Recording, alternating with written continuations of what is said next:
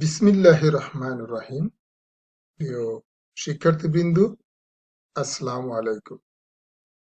আমি প্রফেসর মোহাম্মদ সিরাজুল ইসলাম, প্রাণিবিদ্যা বিভাগ, জয়পুরহাট সরকারি কলেজ, জয়পুরহাট। আজ আমি অনার্স তৃতীয় বর্ষের জিনতত্ত্বের একদম শেষের অধ্যায়, চতুর্দশ অধ্যায়, এটি জিনতত্ত্বের একদম শেষের অধ্যায়, যে অধ্যায়টির নাম হচ্ছে মানব কল্যাণে বংশগতিবিদ্যার ভূমিকা। এই অধ্যায়টি নিয়ে আমি তোমাদের সঙ্গে কথা বলবো। আমার মনে হয় তোমরা এটি একটি গুরুত্বপূর্ণ অধ্যায়, তোমরা একটু মনোযোগ সহকারে এটাকে একটু দেখবে। চলো আমরা চলে যাই মানব কল্যাণে বংশগতিবিদ্যার ভূমিকা।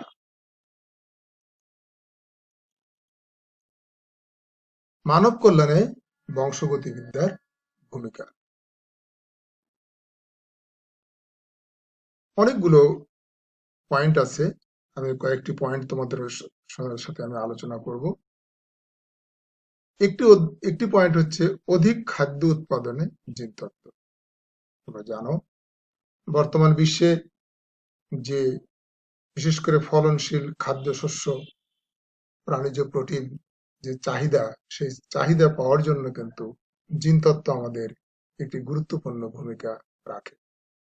সেক্ষেত্রে উচ্চ ফলনশীল খাদ্যশস্য এবং অধিক পরিমাণে প্রাণীজ প্রোটিন, যেমন মাছ, মাংস, দুধ, ডিম ইত্যাদি কিন্তু সম্ভব হচ্ছে। এবং আধুনিক বিশ্বে খাদ্য সমস্যার সমাধানে কিন্তু জিনতত্ত্বের প্রয়োগ কিন্তু একটি উজ্জ্বল সম্ভাবনাময় দিক।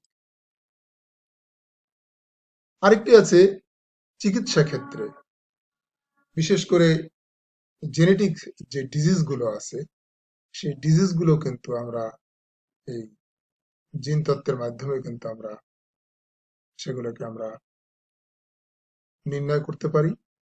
এবং চিকিৎসা ক্ষেত্রে কিন্তু এই জিন তত্ত্ব একটি গুরুত্বপূর্ণ অবদান রাখে। সেখানে কি বলছে, বিশেষ করে ত্রুটিপূর্ণ জিন অপসারণ করে স্বাভাবিক জিন প্রতিস্থাপন করা হচ্ছে, এবং যা এখন জিন থেরাপি নামে পরিচিত। উদাহরণস্বরূপ আমরা বিশেষ করে সিস্টিক ফাইব্রোসিস, হিমোফিলিয়া, বর্ণান্ধতা ইত্যাদি রোগ কিন্তু আমরা এই চিকিৎসা বিজ্ঞানের মাধ্যমে কিন্তু আমরা জিন তত্ত্বের মাধ্যমে কিন্তু আমরা চিকিৎসা করি। অপরাধী শনাক্তকরণে জিন তত্ত্ব, আমরা জানি, তোমরা জানো যে অপরাধী শনাক্তকরণে ডিএনএ ফিঙ্গারপ্রিন্টিং, প্রোফাইলিং জেনেটিক্স এক নব সংযোজন। অপরাধ সংগঠনের স্থান হতে নমুনা, যেমন বিশেষ করে রক্ত, বীর্য, ত্বক, চুল ইত্যাদি সংগ্রহ করে ডিএনএ ফিঙ্গারপ্রিন্টিং এর মাধ্যমে কিন্তু তা শনাক্ত করা হচ্ছে। এটি একটি অপরাধী শনাক্তকরণ। আরেকটি গুরুত্বপূর্ণ টপিকস আমরা যেটা জিনতত্ত্বের মাধ্যমে আমরা নির্ণয় করতে পারি, সেটি হচ্ছে পিতৃত্ব বা মাতৃত্ব নির্ণয় জিনতত্ত্ব।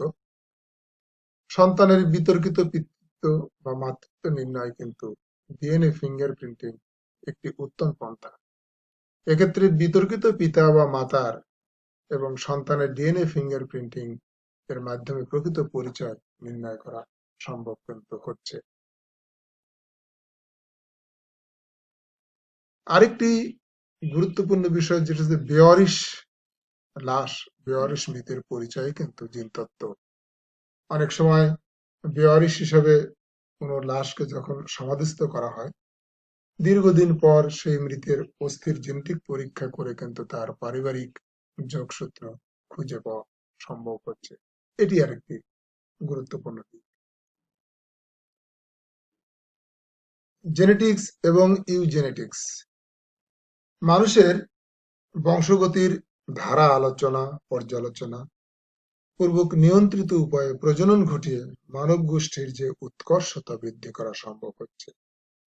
মানব জাতির এই উৎকর্ষতা বৃদ্ধির এই জিনতাত্ত্বিক পদ্ধতিকে আমরা বলি ইউজেনেটিক্স। তাহলে আমরা জানলাম মানব কল্যাণে জিনতত্ত্বের ভূমিকা। কতিপয় জেনেটিক রোগ, মানুষের দেহে প্রায় 1 লক্ষ জিন বিদ্যমান। প্রতিনিয়ত এই জিনগুলোতে মিউটেশনের চাপ বিরাজ করে। কিছু মিউটেশন প্রাণঘাতী, কিছু বিভিন্ন মাত্রায় দেহের জন্য ক্ষতিকর, আবার অনেক মিউটেশন কোনো ক্ষতি করে না। মিউটেশন ক্ষতিকর হলে তা জেনেটিক রোগ হিসাবে বিবেচিত হয়। আমরা যে দেহের ভিতরে যে মিউটেশন হয়, জিনের যে পরিবর্তন হয়, সেটা যদি খুব ক্ষতিকর ভূমিকা চলে যায়, তখন কিন্তু জেনেটিক রোগ হিসাবে তা বিবেচিত হয়। হেটেরোজাইগাস অবস্থায় মানুষ নির্দিষ্ট জেনেটিক রোগের বাহক হয়। কারণভেদে জেনেটিক রোগ 2 ভাগে বিভক্ত, যথা 1 নম্বর জিন মিউটেশন জনিত, আর এনিউপ্লয়েডি জনিত। এখন আমরা জিন মিউটেশনের কারণে যে সৃষ্ট যে জেনেটিক রোগগুলো হয়, সেই রোগগুলো সম্বন্ধে আমরা একটু জেনে নিই। প্রথম যে রোগটির কথা বলবো, সে রোগটির নাম হচ্ছে সিকল সেল অ্যানিমিয়া। এটি একটি জেনেটিক রোগ। আমেরিকার শিকাগো শহরে জেমস হেরিক নামক একজন তরুণ ডাক্তার সর্বপ্রথম এই রোগটির সাথে পরিচিত হন। এ রোগের উপসর্গ: আক্রান্ত ব্যক্তির রক্ত শূন্যতা এ রোগের প্রধান লক্ষণ। অক্সিজেনের পরিমাণ কমে যাওয়ায় অক্সিজেন শূন্য লাল রক্তকণিকা বিকৃত হয়ে কাস্তে আকৃতি ধারণ করে। এমতাবস্থায় সিকল কোষগুলো জট বেঁধে যায় এবং রক্তবাহিকায় প্রতিবন্ধকতার সৃষ্টি করে। এ কারণে অনেক সেকেন্ডারি উপসর্গের সৃষ্টি হয়। তাহলে এ রোগের প্রধান কারণই কিন্তু আমরা বলবো, যেহেতু সিকল সেল অ্যানিমিয়া, এখানে মূল কথাই হচ্ছে রক্ত শূন্যতা এ রোগের অন্যতম প্রধান কারণ।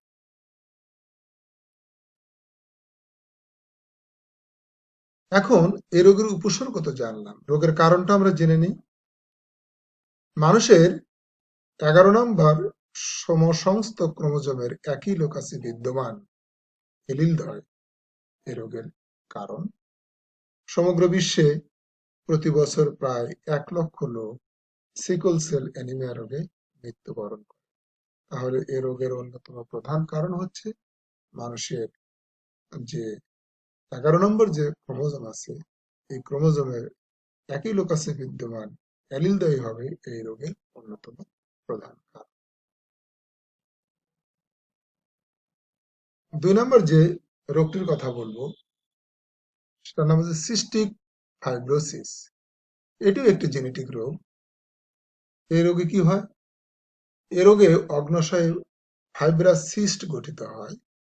এই জন্য, যেহেতু সিস্ট গঠিত হয়, এই জন্য এ রোগের এরূপ নামকরণ হয়েছে। বিশেষ করে আফ্রিকা ও এশিয়ানদের মধ্যে প্রতি 1 লক্ষে একজন এ রোগে আক্রান্ত হয়। এ রোগের উপসর্গটা কি? যে আক্রান্ত ব্যক্তির যে মিউকাস অত্যন্ত ঘন এবং আঠালো হয়। ফলে কি হয়? ফুসফুস, অগ্নাশয় এবং যকৃৎ বেশি আক্রান্ত হয়। এই ঘন মিউকাসের কারণে কি হয়? ট্রাকিয়া, অগ্নাশয় নালী এবং পিত্তনালীতে প্রতিবন্ধকতা সৃষ্টি করে। তাহলে এই প্রতিবন্ধকতা সৃষ্টি করাই হচ্ছে রোগের উপসর্গ কারণ। আক্রান্ত ব্যক্তির মিউকাসটা অত্যন্ত ঘন এবং আঠালো হয়। এ রোগের কারণটা কি? যে মানুষের 7 নম্বর ক্রোমোজোমে বিদ্যমান একটি জিনের প্রচ্ছন্ন মিউটেশনই এ রোগের কারণ।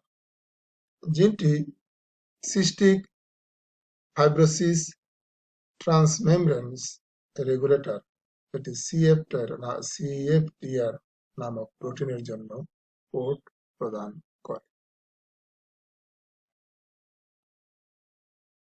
আরেকটি রোগ আছে, রোগটির নাম হচ্ছে হান্টিংটনস কোরিয়া। 1872 খ্রিস্টাব্দে জর্জ হান্টিংটন সর্বপ্রথম এই রোগটির বর্ণনা দেন।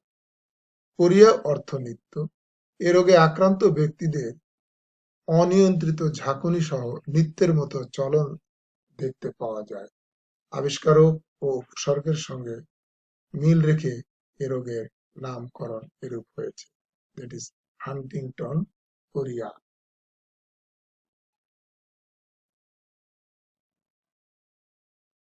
উপসর্গ হচ্ছে মস্তিষ্ক কোষের ক্রমবর্ধমান অবনতি এবং মোটর স্নায়ু দ্বারা ঐচ্ছিক পেশির নিয়ন্ত্রণ ক্ষমতা হারানোর ফলে অনিয়ন্ত্রিত কম্পন এবং নৃত্যের মতো চলন সংঘটিত হয়। যখন সে চলাচল করে তখন মনে হচ্ছে যেন সে যেন নৃত্য করছে। বুদ্ধিবৃত্তিক সামর্থ্য নষ্ট হয়ে যায় তার, দৃষ্টিভ্রম, বাচন অস্পষ্টতা, সাময়িক বা স্থায়ী স্মৃতিলোপ, মেজাজ ও ব্যক্তিত্বের পরিবর্তন ঘটে। এগুলো তার উপসর্গ। এ রোগের কারণ হচ্ছে এ রোগটি 4 নম্বর ক্রোমোজোমে অবস্থিত, আমি এখানে ইন্ডিকেট করে দিয়েছি। 4 নম্বর ক্রোমোজোমে অবস্থিত একটি অটোজোমাল প্রকট এলিলের কারণে এই রোগটি হয়। জিনটি প্রকট হওয়ায় পিতামাতার একজনের মধ্যে যদি এই রোগ থাকলে তাদের 50 ভাগ ছেলে মেয়ে এই রোগে আক্রান্ত হয়। সবচেয়ে মজার ব্যাপার হচ্ছে যে বাহক হবার কোনো সুযোগ এখানে নেই। কাজেই পিতা বা মাতা যে কোনো একজনের মধ্যে থাকলেই এই রোগটি প্রকাশিত হবে। আরেকটি রোগের নাম ফিনাইল কিটোনুরিয়া। এটি একটি জিন গঠিত মানসিক রোগ। ইউরোপিয়ান শ্বেতাঙ্গ শিশির 10,000 জনের মধ্যে একজন এই রোগে আক্রান্ত হয়। এর উপসর্গ হচ্ছে কি প্রকট মানসিক প্রতিবন্ধীকরণ, যাদের ইন্টেলিজেন্স কোশেন্ট বা আইকিউ 20-এর কম হয়। যাদের গড় আইকিউ 60 তাদেরকে ফিনাইল পাইরুভেট ইডিওট বলা হয়। এ রোগের কারণ, এ রোগটি একটি জিন গঠিত রোগ। এ রোগটি 12 নম্বর ক্রোমোজোমে বিদ্যমান একটি নির্দিষ্ট জিনের সংগঠিত প্রচ্ছন্ন মিউটেশনের কারণে হয়। এই হচ্ছে জিন গঠিত রোগ। এবার এনিউপ্লয়েডি জনিত জেনেটিক অস্বাভাবিকতা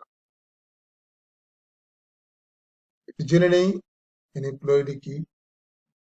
স্বাভাবিক ক্রোমোজোম সংখ্যার পরিবর্তে এক বা একাধিক ক্রোমোজোমের ঘাটতি বা আধিক্য হলে তাকে আমরা বলি এনিপ্লয়েডি। কথাটা নিশ্চয়ই তোমরা বুঝতে পেরেছ যে ক্রোমোজোম সংখ্যার, যেটা স্বাভাবিক ক্রোমোজোম সংখ্যার পরিবর্তে এক বা একাধিক ক্রোমোজোমের ঘাটতি মানে কম হতে পারে বা বেশি হতে পারে, এরকম যদি কোনো ঘটনা থাকে তাহলে তাকে বলবো আমরা এনিপ্লয়েডি। মানুষের স্বাভাবিক ক্রোমোজোম সংখ্যা 23 জোড়া, তার মধ্যে 22 জোড়া অটোজোম এবং 1 জোড়া সেক্স ক্রোমোজোম। কোনো কোনো ক্ষেত্রে মানুষের অটোজোম এবং সেক্স ক্রোমোজোম সংখ্যার তারতম্য ঘটে। প্রধানত নন ডিসজাংশন এই তারতম্যের জন্য দায়ী করা হয়। খেয়াল করো, নন ডিসজাংশন একটি গুরুত্বপূর্ণ কথা। এই কথাটা তোমাদের বুঝতেই হবে। এই কথাটি না বুঝলে কিন্তু আমরা এনিপ্লয়েডি বুঝতে পারবো না। মেয়োসিস বিভাজনের মাধ্যমে জননকোষ উৎপাদনের সময় কোনো সমসংস্থ ক্রোমোজোম জোড়া যদি পরস্পর থেকে আলাদা হয়ে বিপরীত মেরুতে পৌঁছাতে ব্যর্থ হয় এবং একত্রে এক মেরুতে গমন করে, তবে এ ঘটনাকে আমরা বলি নন ডিজাংশন। নন ডিজাংশনের ফলে অস্বাভাবিক গ্যামেট সৃষ্টি হয়। এক ধরনের গ্যামেটের নির্দিষ্ট সমসংস্থা ক্রোমোজোমের পরিবর্তে 2টি এবং অন্য ধরনের গ্যামেটে ওই ক্রোমোজোমের কোনোটিই থাকে না। এরূপ অস্বাভাবিক গ্যামেটের সাথে স্বাভাবিক বা অস্বাভাবিক গ্যামেটের নিষেধ ঘটলে জাইগোটের মধ্যে স্বাভাবিক ক্রোমোজোম সংখ্যার হ্রাস বা বৃদ্ধি ঘটে। ক্রোমোজোম সংখ্যার এহেন তারতম্যের ফলে মানুষের ফিনোটাইপগত অসমতা আমি আবার একটু রিপিট করছি যে নন ডিজাংশনের ফলে অস্বাভাবিক গ্যামেট সৃষ্টি হয়। এক ধরনের গ্যামেট নির্দিষ্ট সমসংস্থ ক্রোমোজোমের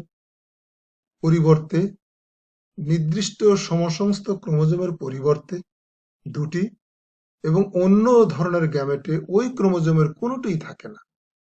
এরূপ অস্বাভাবিক, খেয়াল করো, অস্বাভাবিক গ্যামেটের সাথে স্বাভাবিক বা অস্বাভাবিক গ্যামেটের নিষেক ঘটলে জাইগোটের মধ্যে স্বাভাবিক ক্রোমোজোম সংখ্যা হ্রাস বা বৃদ্ধি ঘটে। ক্রোমোজোম সংখ্যার এহেন তারতম্যের ফলে মানুষের ফিনোটাইপগত অসামঞ্জস্যতা দেখা দেয়। মানুষের জন্মের সাথে অর্জিত এই বৈষম্য বা অসামঞ্জস্যতাকে সিনড্রোম বলা হয়। এখন আবিষ্কারক যারা আছেন, আবিষ্কারকের নামের সাথে এই সিনড্রোম, তাহলে এই অসামঞ্জস্যতাকে যদি আমরা সিনড্রোম বলি, তাহলে যিনি এটি আবিষ্কার করেছেন, আবিষ্কারকের নামের সাথে সিনড্রোম শব্দটি যুক্ত করে সিনড্রোমের নামকরণ করা হয়। চলো যাই, একটু খেয়াল করো, নন ডিজাংশনটা একটু তোমাদের আমি বোঝানোর চেষ্টা করছি। এখানে ফিমেল দেখো, যদি স্বাভাবিক যদি হয় তাহলে মেয়োসিস বিভাজন হলে এখানে একটি এক্স, এখানে একটি এক্স হয়ে যায়। কিন্তু তা না হয়ে যদি এই দুটি একটি জায়গায় অবস্থান করে, দুটি এক্স এক্স অবস্থায় থাকে, সেই এক্স এক্স যদি একটি ওয়াই ক্রোমোজোমের সাথে যদি তার যদি নিষেক ঘটে, তাহলে তার যে জিনোটাইপটা হয় সেটা হলো এক্স এক্স ওয়াই। আবার এদিকে খেয়াল করো, যেখানে স্বাভাবিক এক্স এক্স, এখানে কোনোটি নেই। তাহলে এই স্বাভাবিক যখন, এটা যদি, এইটা একটা অস্বাভাবিক, তাহলে অস্বাভাবিকের সাথে যদি আবার যদি একটা স্বাভাবিক যদি ক্রোমোজোম যদি যুক্ত, ওয়াই ক্রোমোজোম যুক্ত হয়, সেক্ষেত্রেও কিন্তু আমরা দেখতে পাচ্ছি এক্স এক্স হয়ে যাচ্ছে। এটি হচ্ছে নন ডিজাংশন। একটি সিনড্রোম আছে, তাকে বলা হয় ক্লাইনফেল্টার সিনড্রোম। ক্লাইনফেল্টার সিনড্রোমটা কি? যে 1942 খ্রিস্টাব্দে আমেরিকার চিকিৎসক এইচ এফ ক্লাইনফেল্টার্স 9 জন পুরুষ রোগী পরীক্ষা করে যারা স্ত্রী সুলভ বৈশিষ্ট্যের অধিকারী। এদের প্রধান প্রধান উপসর্গগুলো নিম্নে উল্লেখ করা হল। এদের কি হয়? শুক্রাশয় ক্ষুদ্র, কখনো শুক্রাণু সৃষ্টি হয় না, তবে লিঙ্গোত্থান ও বীর্যপাত ঘটে। এদের ধর স্থূল, দেখতে অনেকটা খোঁজার মতো। হাত পাগুলো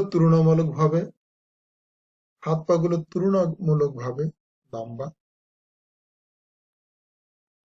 এবং স্ত্রীলোক সদৃশ স্তন সৃষ্টির প্রবণতা লক্ষণীয়। দেহ প্রায় লোমশূন্য।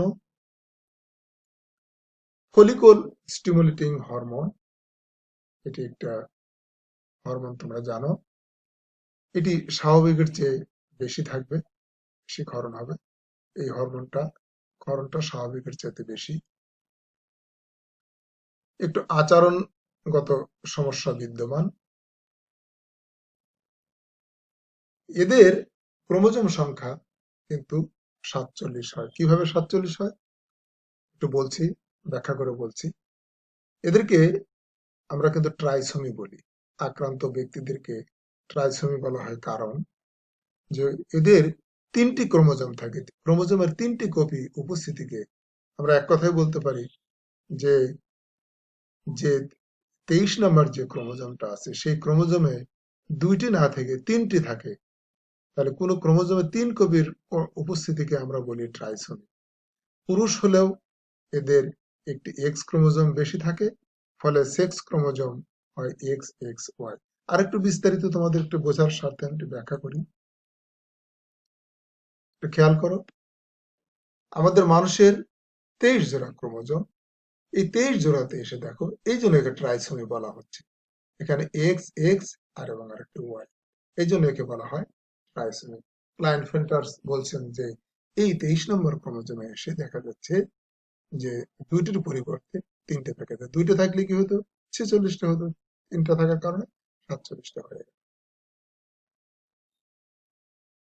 ট্রাইসোমিক অবস্থা সৃষ্টির পদ্ধতি, কিভাবে ট্রাইসোমিক অবস্থাটা সৃষ্টি হয় একটু ব্যাখ্যা করি। দুইভাবে ট্রাইসোমিক অবস্থা সৃষ্টি হয়। কিভাবে?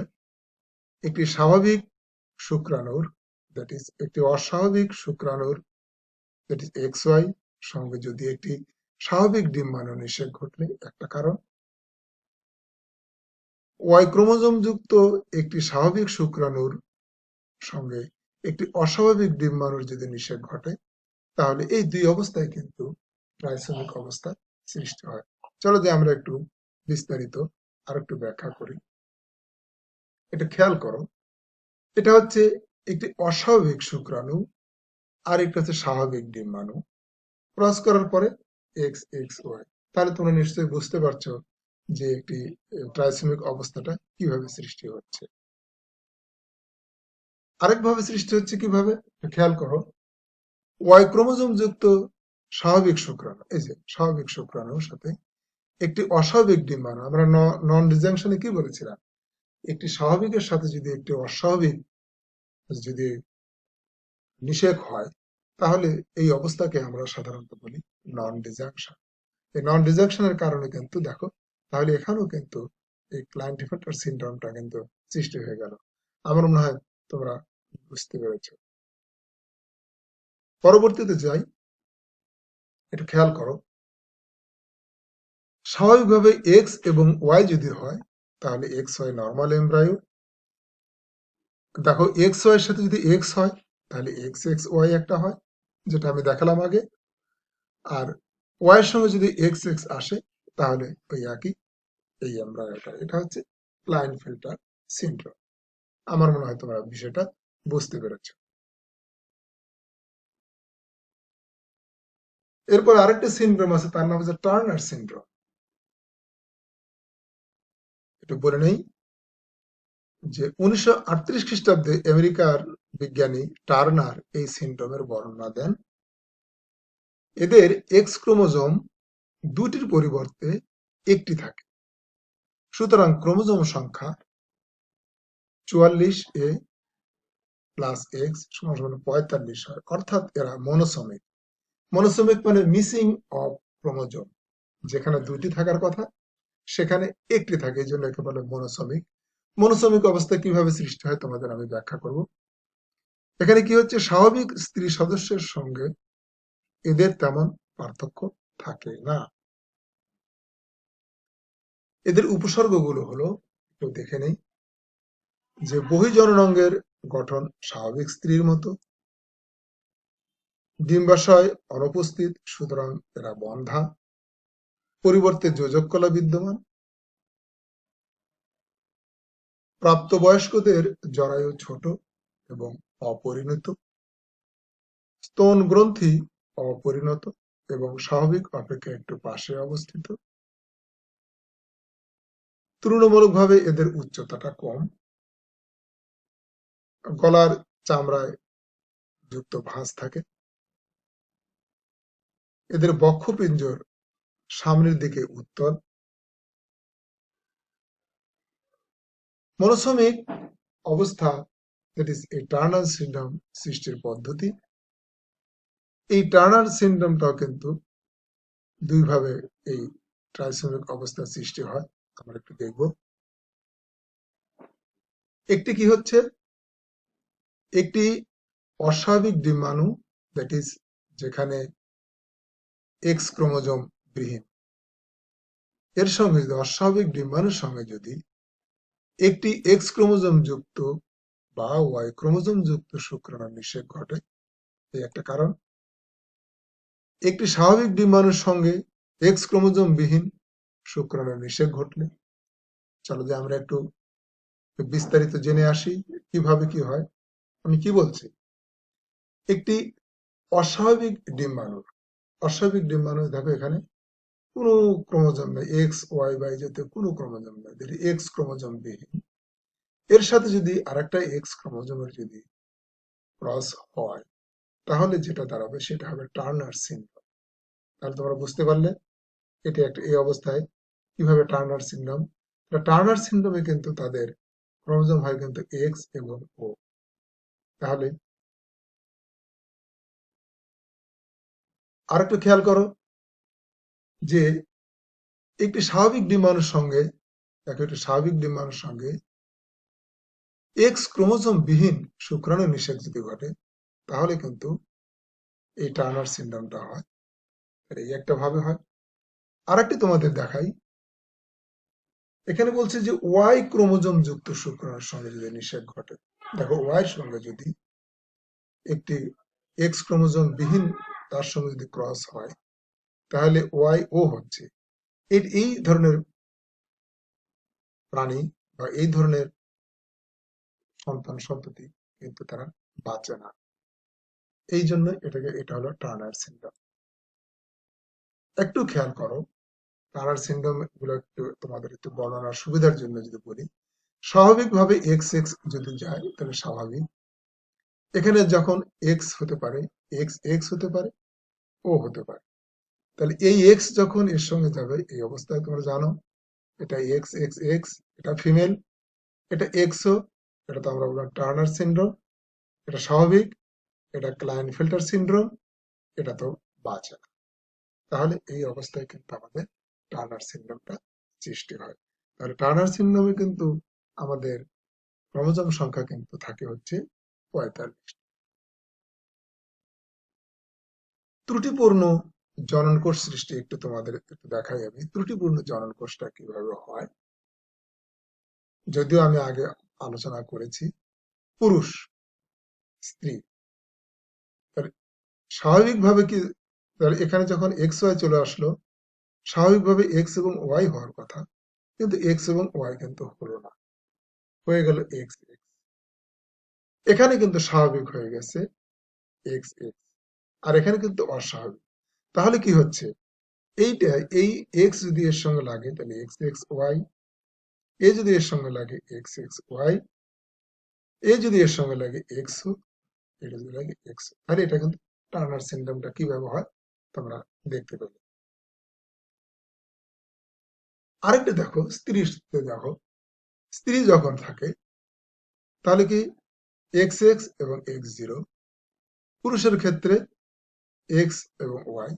তাহলে দেখা যাচ্ছে প্রত্যেকের সঙ্গে যখন ক্রস করবে, এই এক্স যখন এর সঙ্গে যাবে এক্স এক্স এর স্বাভাবিক স্ত্রী, এই যখন এই ওয়াই যখন এর সঙ্গে যাবে এক্স এক্স ওয়াই ক্লাইনফেল্টার সিনড্রোম, এই এক্স যখন এই জিরোর সঙ্গে যাবে টার্নার সিনড্রোম, এর সঙ্গে যখন ওয়াই যাবে ওয়াই জিরো, এটা তো বাঁচবে না। এইভাবে নন ডিজাংশনের কারণে এগুলো হয়। ডাউন সিনড্রোম আরেকটি সিনড্রোম আছে, এটা ব্রিটিশ চিকিৎসক জে এল ডাউন 1866 খ্রিস্টাব্দে প্রথম এই সিনড্রোম এর বিবরণ দেন। তার নাম অনুসারে এই সিনড্রোমের অনুরূপ নামকরণ করা হয়। 1959 খ্রিস্টাব্দে ফ্রান্সের চিকিৎসক লেজিউনি ডাউন সিনড্রোমের প্রকৃত কারণ নির্ণয় করেন। তার গবেষণায় জানা যায় ডাউন সিনড্রোম রোগীদের 21 নম্বর ক্রোমোজোমটি দুইটির পরিবর্তে তিনটি থাকে। এখানে দেখো 21 নম্বর ক্রোমোজোমে দুইটির পরিবর্তে তিনটি থাকে, যার কারণে এদের ক্রোমোজোম সংখ্যা হয় 45 এ এক্স, এখানে কিন্তু 47 হয়ে যায়। তাহলে ক্লাইনফেল্টার সিনড্রোমে 47, টার্নার সিনড্রোমে আসলে হচ্ছে 45। তাহলে কোন ক্রোমোজোমের 3 কপির উপস্থিতিকে কিন্তু আমরা ট্রাইসোমি বলেছিলাম। ডাউন সিনড্রোমকে কিন্তু আমরা ট্রাইসোমি 21ও বলা হয়। ডাউন সিনড্রোমকে আমরা ট্রাইসোমি 21ও বলে থাকি। দেখো কোনো সময় ট্রাইসোমি 21 যদি বলা হয় তাহলে তোমরা কিন্তু বলবে এটি ডাউন সিনড্রোম। এই ডাউন সিনড্রোমটা সাধারণত সকল নরগোষ্ঠী, শিম্পাঞ্জি এবং অন্যান্য প্রাইমেটসদের মধ্যে এই সিনড্রোম দেখা যায়। আমরা জানি 21 নম্বর ক্রোমোজোমটির মেয়োটিক নন ডিজাংশনের কারণে এই ডাউন সিনড্রোমের সৃষ্টি হয়।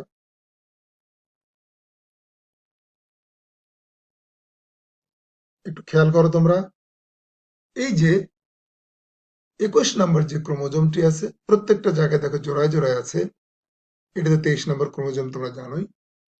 এই 21 নম্বর ক্রোমোজোমটিতে দুইটির পরিবর্তে তিনটি থাকে, সেই জন্য একে আমরা বলি ট্রাইসোমি। ডাউন সিনড্রোমের কারণেই এটি হয়, তোমরা জানো। ডাউন সিনড্রোমের উপসর্গগুলো হলো, একটু খেয়াল করো,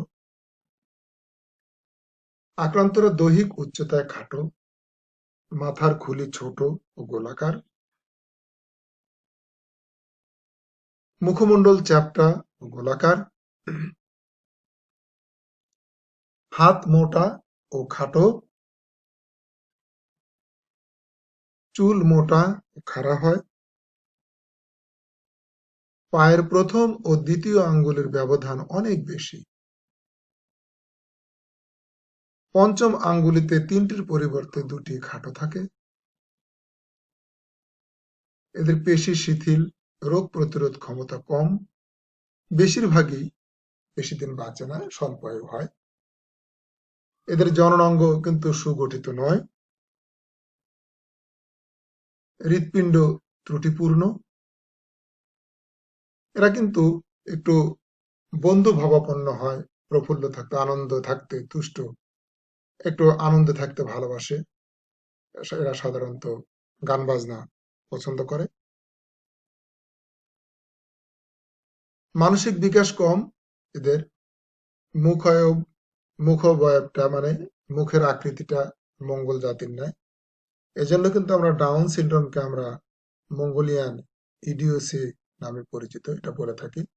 কোনো কোনো ক্ষেত্রে মঙ্গোলিয়ান ইডিওসি কাকে বলে, তাহলে আমরা ডাউন সিনড্রোমকে কিন্তু মঙ্গোলিয়ান ইডিওসি আমরা বলি। এ হলো মোটামুটি সিনড্রোম গুলো সম্বন্ধে আমরা জানলাম। আমরা এই যে সিনড্রোম গুলোর মধ্যে একটু পার্থক্য আমরা জেনে আসি, পার্থক্য গুলো একটু জেনে নিই। এখানে যে পার্থক্য গুলো আমরা দেখছি তোমরা লক্ষ্য করো, ক্লাইনফিল্টার সিনড্রোম, টার্নার সিনড্রোম। এই সিনড্রোম যুক্ত সদস্যগুলো অসম্পূর্ণ পুরুষ সদস্য, আর এরা অসম্পূর্ণ স্ত্রী সদস্য। যদিও আমি এই সিনড্রোম গুলো বর্ণনার সময় কথাগুলো বলেছি, তারপরেও তোমরা একটু খেয়াল করো ওই জিস্ট জিনিসগুলো নিয়ে। ক্লাইনফেল্টার সিনড্রোমের যে ক্রোমোজোম সংখ্যাটা 47, এটা ট্রাইসোমিক। তোমরা শুধু বলতে পারো ক্লাইনফেল্টার ট্রাইসোমিক, আর টার্নার সিনড্রোমটা হচ্ছে মনোসোমিক। কেন মনোসোমিক হয় আমি ব্যাখ্যা করেছি। এদের বহিঃজননাঙ্গ হিসেবে অপরিণত পুরুষাঙ্গ বিদ্যমান, এদের বহিঃজননাঙ্গের গঠন স্বাভাবিক স্ত্রীলোকের মতো, স্ত্রী সদস্যদের ন্যায় অপরিণত স্তন গ্রন্থি বিদ্যমান, কিন্তু এদের স্তন গ্রন্থি কিন্তু অপরিণত এবং অপেক্ষাকৃত পাশের দিকে অবস্থিত। শুক্রাশয় ক্ষুদ্রাকার, আর এদের জরায়ু ছোট এবং অপরিণত ডিম্বাশয় অনুপস্থিত।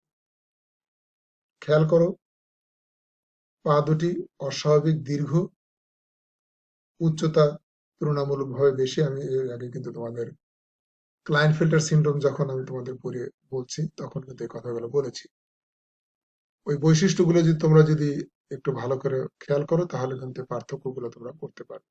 আর এদের উচ্চতা কিন্তু তুলনামূলকভাবে কম, হাত পা খাটো।